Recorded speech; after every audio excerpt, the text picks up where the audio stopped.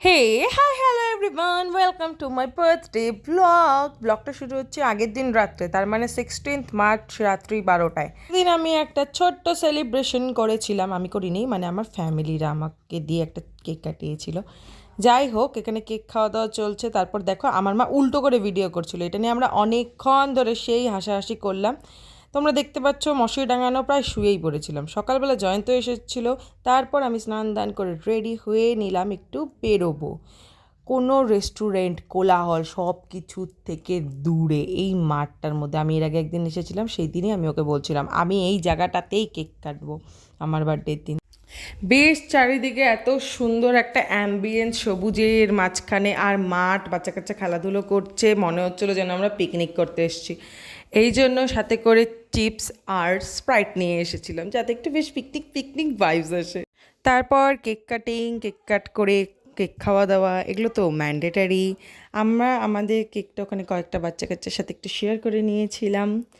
আমরা বেশ অনেকক্ষণ দুপুরবেলা দিকে গেছিলাম, বেশ অনেকক্ষণ বসে বেশ একটা আড্ডা দিলাম দুজনে মিলে।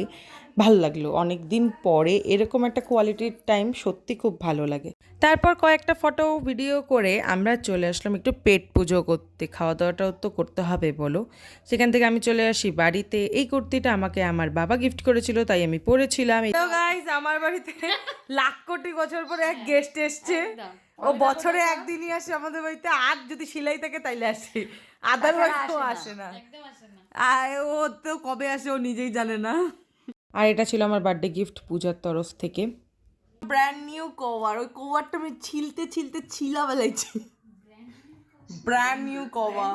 দেখা কম হয়, কথা কম হয়, কিন্তু এই যেদিন দেখা হয় আমরা প্রচুর ইয়ার্কি আড্ডা, একদম নাচানাচি দুজনে মিলে করতে থাকি। এখানে আমরা দুজন একদম সেম কালারের ড্রেস পরেছি, প্রায় সেম প্রিন্টের।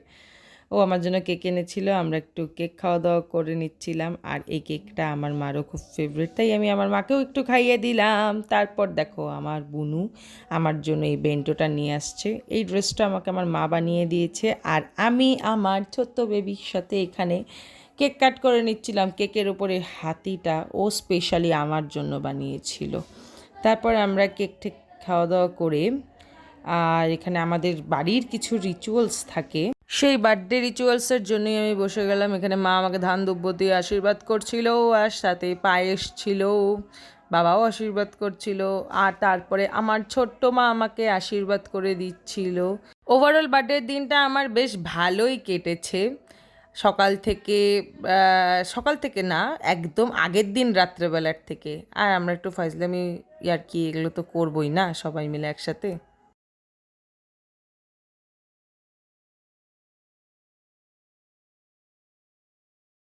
আর আমাদের এই ক্ষুদে অতিথি ছিল আমাদের রাত্রে ডিনারের জন্য। ডিনারে আমি যেগুলো খেতে চেয়েছিলাম সেগুলোই রান্না হয়েছে, ডিম, পনির। আমার মাছ মাংস খেতে অত ভালো লাগে না। খাটাখাটনির পর এখন ঘুম পাচ্ছে। আর সবাইকে আমাকে বার্থডে উইশ করার জন্য অনেক অনেক থ্যাংক ইউ। দেখা হচ্ছে তোমাদের সাথে নেক্সট কোনো ব্লগে, ততক্ষণের জন্য টাটা।